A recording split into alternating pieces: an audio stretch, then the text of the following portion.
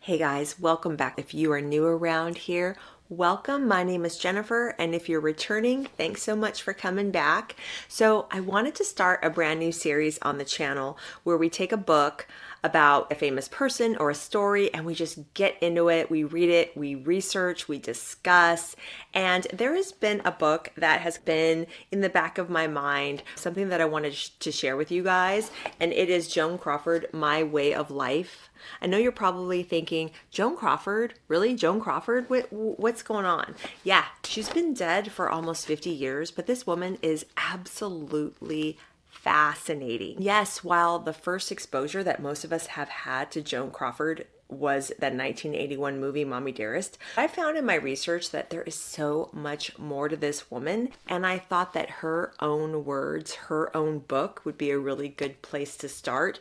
This book is called My Way of Life, where she's basically just giving you her insights of a life well lived, how she hosts a party, how she approaches time management, how she approaches marriage and parenting and all that. It's all in here, and I thought it would be fascinating to just dig into. So trust me, this is a good one. Let's get started. So Joan Crawford has always been one of the original and most famous old Hollywood movie stars of all time. And I have to admit myself, I've always been mesmerized and even a little bit frightened of her. Like I said, the first exposure I ever had to her was through the Mommy Dearest movie. I think I was probably 12 or 13 when I watched that movie, and she scared me, frankly. I was just like, who is this woman? I would not want to cross her. But again, I've realized that she is just so much more than what has been portrayed of her in the media over the years. Joan Crawford has always been the subject of admiration, speculation, and even controversy. Ask anyone today what they think when they think of Joan Crawford, and probably they're going to cite the Mommy Dearest movie, or they're going to talk about the meme about her obsession with wire hangers. But again, I have found in my research on her that she is so much more. So let's just present to you more of her story. And let's do it through a little bit of backstory here, and then also when we dig in and start reading her book, My Way of Life. It's my intention to tell you a little bit more about her story to many who might not even know anything about her. And no matter what you know or what you might think you know about her, no one can doubt that she is a Hollywood legend. Her story is fascinating, even almost 50 years after her death. I thought it was really important to give you some backstory about Joan Crawford, who she was, where she came from, before we get into the details of the book. So in my research, I found that it was very interesting that over the years, the actual date of her birth has been debated, and it's actually never been proven because there's no birth certificate that's been available for her. Some government records indicate 1908, but it's generally accepted by most of her biographers that she was born Lucille LeSueur in San Antonio, Texas on March 23rd, 1906. Her father abandoned her and her mother as an infant, and she had a brother who was 3 years older. Her mother, by all accounts, didn't really seem to want her or even know what to do with her, and as a result, she grew up in a series of boarding schools where she basically raised herself in sometimes harsh and abusive conditions. While she was at these schools, she worked manual labor type jobs, I guess in exchange for room and board. And she was doing maintenance and cleaning upkeep type of jobs at these schools, basically to keep a roof over her head. Because of this, Joan became extremely self-reliant, and she realized she couldn't count on anyone but herself. This seems to be at the heart and the genesis of her work ethic and determination to succeed despite the odds. And she herself has claimed over the years that she was a self-professed perfectionist, and it came from her humble beginnings where she was striving to constantly do better and be better. Her biographer, Bob Thomas, even said that Joan's childhood made Marilyn Monroe's own well-documented childhood, quote, look like Rebecca from Sunnywood Farm, end quote. So that's pretty crazy. And Joan herself was quoted in an interview later in life, and she said, I worked my way through St. Agnes Academy, and then I worked my way through Rockingham Academy from 9 years of age to 13, waiting on tables. I never went beyond the 6th grade, and that was one of my hang-ups. I read that and I'm thinking, 9 years old, no mother, you're working in a boarding school to keep a roof over your head by cleaning, scrubbing, and waiting tables. I mean, Think about that. That is crazy. Ever the Hollywood legend while she was alive, Joan was best known for her fierce independence and her intensity as an actress. When she first arrived in Hollywood in 1924, in the silent era of movies, she signed with MGM Studios, where she was just another background dancing Hollywood studio system actress. But eventually, she caught the eye of the right people at MGM, and with her hard work ethic and determination to succeed, and some speculate via way of the casting couch, she eventually gained more recognition and landed better starring roles in the 1930s. And she continued to build a name for herself, and she starred along screen legends like Clark Gable, Spencer Tracy.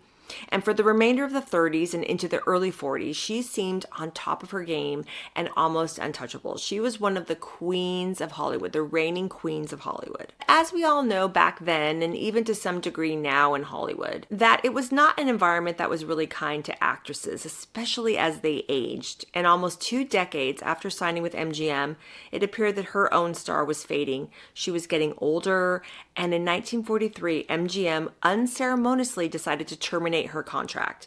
It was said at the time that the parting was mutual, but it was well known within Joan's private circles that she was devastated by the termination of her contract at MGM. And she took the parting particularly hard, especially as she left with zero recognition, zero fanfare of all that she had done, everything that she had contributed to the success of that studio. There was nothing for all of her years and years of hard work. So basically, her sense of betrayal ran pretty deep. But never fear, you cannot keep Joan Crawford down. She eventually recovered and signed with Warner Brothers Studios that same year, 1943, and she picked herself up, dusted herself off, and 2 years later, she became the ultimate comeback kid when in 1945, she scored a Best Actress Oscar for her work in the film Mildred Pierce. It was a dark film noir type movie, and she played a melancholy working class waitress to this snide and unappreciative daughter who tried to betray her in the movie. And throughout this entire time, she always maintained a reputation in Hollywood as being this kind of salt of the earth type of personality, genuine, down to earth, the consummate professional. She was someone who recognized the power of hard work and determination in order to achieve success in life. And by her own accounts and those who knew her best, including her lifelong employees, her friends, her ex-husbands, she was married 4 times, by the way, directors, fellow actors of her generation, and her own adopted children. They all detail how, over the years of her life, she strove for excellence in everything she did. She demanded the pursuit of personal perfection and accountability, not only in herself, but in those around her. So when we get about how famously of a perfectionist she was, that's basically at the heart of all of the controversy surrounding Joan. It's about the way that she raised 2 of her adopted children and her alleged abuse of those 2 children. We cannot talk about Joan without talking about the allegations of abuse, so let's do an overview of that. So Joan adopted 5 children over her lifetime. 4 remained in her care. She adopted Christina Crawford officially in 1940, even though she was taken into Joan's care as a baby soon after her birth for about a year prior to her adoption becoming legal. She also adopted Christopher Crawford in 1943, who was actually the 3rd child she had adopted. She adopted another baby boy in 1942, whom she had also named Christopher, but in a weird twist, the birth mother had a change of heart, wanted him back, was threatening lawsuits and all types of negative publicity against Joan. And Joan herself related later in interviews that the birth mother had tried placing all types of demands on Joan, including money extortion. Then after Christopher, her second adopted son, there were her twins, Kathy and Cynthia Crawford, also known as Kathy and Cindy Crawford.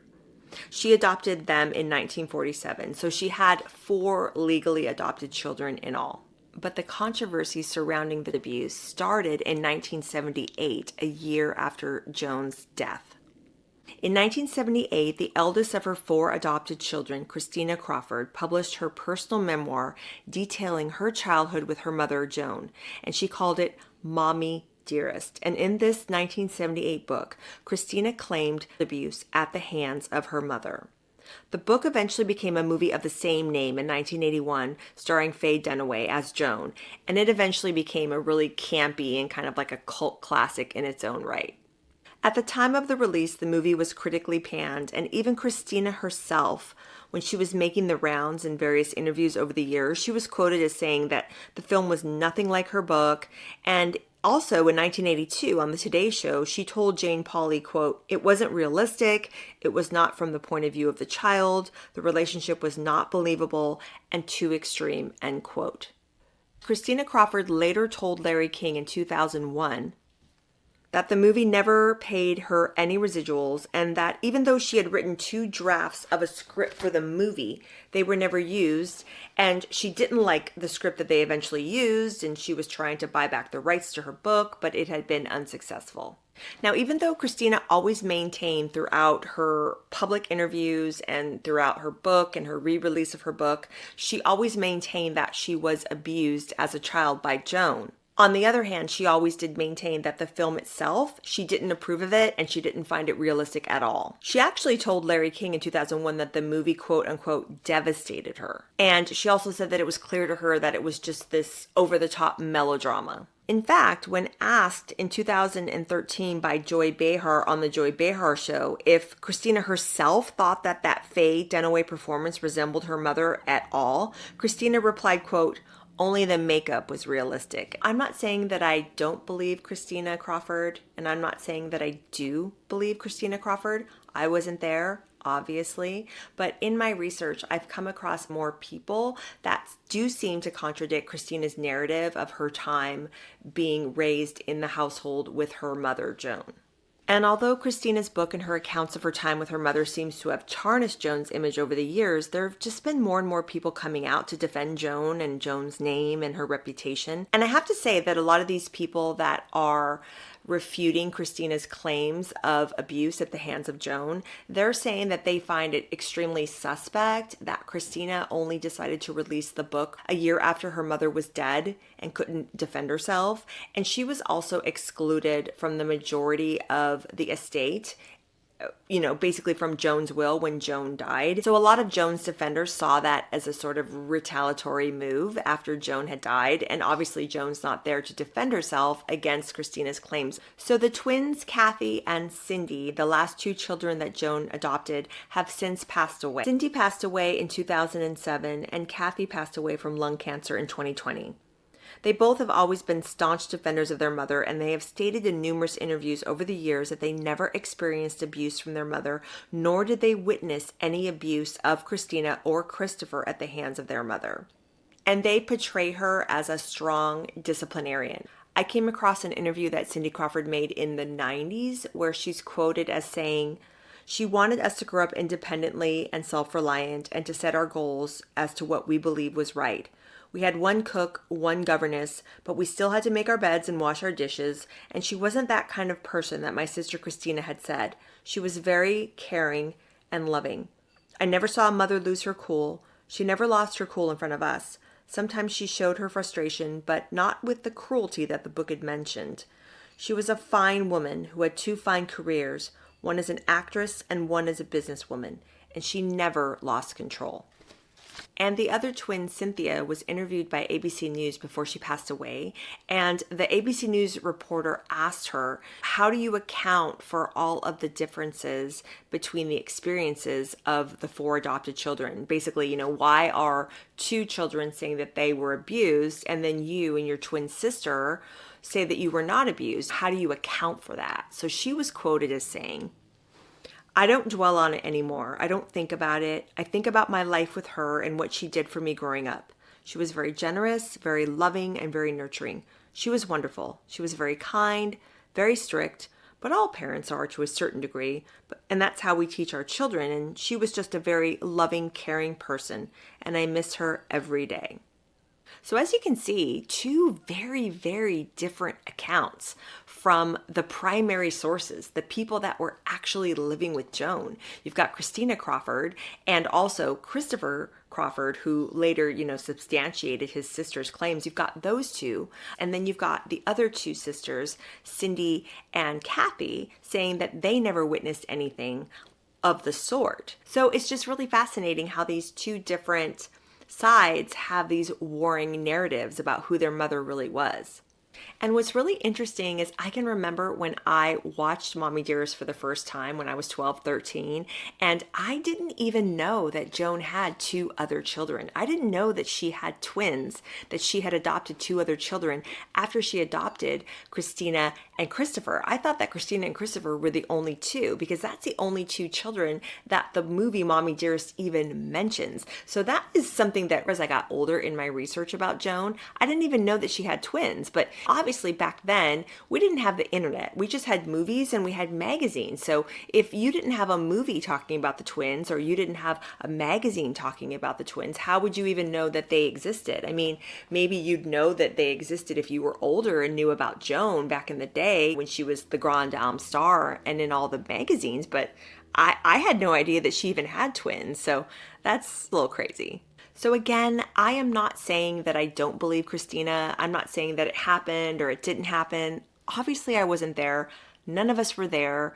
You know, in Christina's defense, she apparently, and from what I've read, I haven't read the book Mommy Dearest yet, unless you want me to, but in the excerpts that I've read from that book, I mean, she does give some gritty details and accounts, and she does go into detail. So if it is true, I'm sure it was really hard for her to write and for her to recount and recall writing in this book. That is her experience, and obviously I do believe that's what she believes she experiences. Obviously, I wasn't there, you weren't there, we don't know. So in my research, the people that are refuting Christina Crawford's claims are everybody from her ex-husbands to her extended family members, like her son-in-law, different people that she worked with, people in her employ. She had a secretary named Barbara Barker. I believe it's Barbara Barker. Yeah, Barbara Barker, who had been in her employ for almost 50 years, who by all accounts almost seemed like she lived with Joan because she was there practically day and night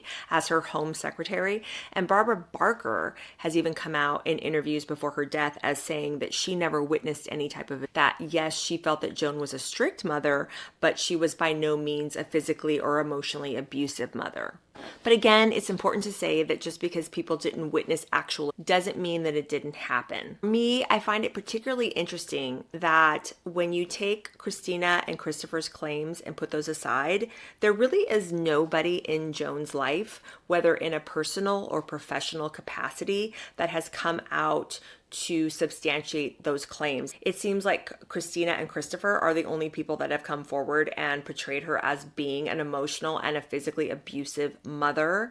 And I have wondered what might have been the motivation to come out. Again, they were left out of the majority of her estate. They were left out of her will. And Joan actually came out and said in her testament before she died that the reasons why those two were left out were entirely known to them. So that was, honestly, that is kind of a dig, and it would be probably hard to read as, you know, the children reading this saying, oh, you know why you're left out. Well, maybe they know, maybe they don't know. But what we do know is a year later, that's when Christina writes this scathing memoir about what an abusive, horrible, rotten woman her mother was. So that's just some food for thought. Again, we don't know what's true and what isn't. We know what Christina says happened. We also know what people who were also raised by Joan, the twins, what they say happened, their experiences of their mother. I know there have been victims that have said that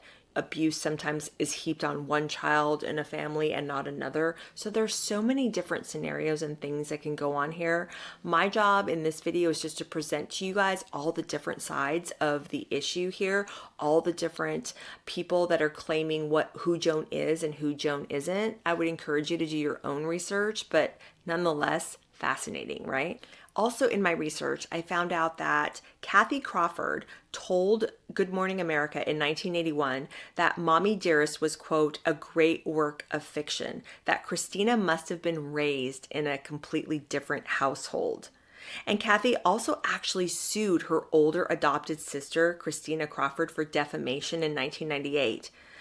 Apparently, Christina was out on a promotional tour because it was the 20th anniversary of her book, Mommy Dearest. And I guess in the promotional tour, she was giving interviews and she was making claims saying that Kathy and Cindy were not biological twins, and also that they were not technically legally adopted by their mother. So Kathy Crawford gets wind of the claims that Christina Crawford is making in these interviews during her promotional book tour, and she decides to sue Christina Crawford for defamation, saying, oh, no, no, no, no. We are biological twins. And yes, we were legally adopted by our mother, Joan Crawford. And they provided birth certificates. They provided documents, evidence to back up their claims that, yes, we were legally adopted and we are biological sisters. Kathy produces this documentation and they end up settling out of court with Christina for $5,000 and for court fees. And Kathy's lawyer at the time stated, quote, we've proved our point and our adopted sister, meaning Christina Crawford, our adopted sister should now be careful in the future, knowing that she will be held accountable for her words, end quote. Not good, not good. So how is that for family drama? Not an easy time. I mean, you've got these 4 children that were warring over the narrative about who their mother really was. So I did not want to make this video specifically all about the controversy, but I did feel that it was important to bring it up because I know that is usually at the forefront whenever someone talks about, thinks about, or discusses Joan Crawford. Again, I would encourage you, if you're interested, to do your own research. There's a wealth of info out there about Joan and her life and all of this stuff. Definitely go take a look if you're interested.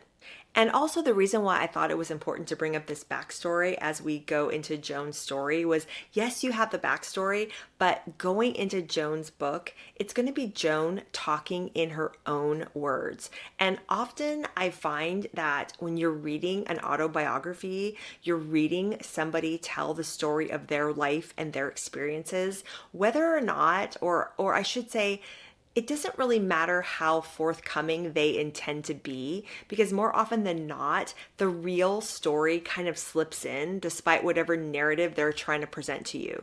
Because it's really easy to read between the lines, yes, but you can really get someone's perspective and how they view things just by the way they talk, just by the way that they're relaying their experiences.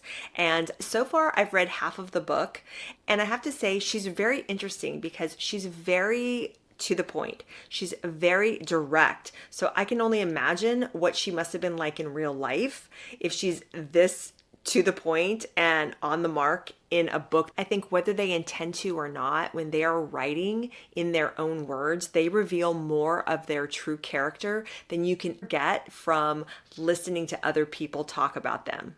It's just interesting to hear how they think, how they move through life, how they process their experiences. And she's a very good writer. She's direct, she's to the point, and I can't wait for you guys to get into the book with me. So the book itself was published in 1971, and it is called My Way of Life by Joan Crawford. And I wanted to read to you the back of the book because even reading the back of the book, I mean, if I was in an airport gift shop looking at this book, I would be like, yeah, I'm taking this book on the plane with me. This is awesome. I mean, this woman was the epitome of Hollywood stardom, Hollywood glamour back in the day. She's a classic Hollywood movie star. She was always impeccably dressed. She spoke well. She always had the demeanor. She always had the persona. And those old Hollywood stars, they were basically the original influencers. I shouldn't say we because I wasn't alive at the time, but people would know about them not only from watching them on the big screen, but they would buy these movie magazines, these glossy movie magazines, and people would read about them and they would find out about how they decorated their homes, how they dressed, how they lived, what they ate, what they liked to do. And it was always really crafted and curated. But when you read something like this, the truth and the bits come out beyond the public persona. But let me read to you the back of the book so that you can see that this is pretty juicy. I'm excited to share it with you guys. So the back of the book reads, and I'll hold it up for you as I read it. It is incredible. You simply must read My Way of Life, the most wonderfully outrageous lifestyle tips from Crawford herself. And that's a quote from Vanity Fair. And then it says, from Grand Hotel to Whatever Happened to Baby Jane, Joan Crawford played some of the finest parts Hollywood had to offer, establishing a reputation as the most spectacular diva on the silver screen. Even when the cameras quit rolling, her life never stopped being over the top. In My Way of Life, a cult classic that was first published in 1971, Crawford shares her secrets. Part memoir, part self-help book, part guide to being fabulous, My Way of Life advises the reader on everything from throwing a small dinner party for 18, is that small? From throwing a small dinner party for 18 to traveling abroad to getting the most out of a marriage. Featuring tips on fashion, makeup, etiquette, and everything in between, is an irresistible look at an era when movie stars were pure class, and Crawford was at the top of the heap. Sounds pretty good. So let's get into it. Let's read Joan from her own words, find out what she's all about, how she thinks about life, about her experiences, all the good stuff. Let's see if we can uncover about who this woman really is. So I will be uploading the video where I read chapter 1 with you very soon. I can't wait for you to join me. I think this is going to be really fun. Grab a glass of wine, cup of coffee, whatever it is, whatever you're doing, slip in Joan's world with me. I think this is going to be really fun. I can't wait to see you, and I will talk to you very soon. Look out for chapter 1. Bye.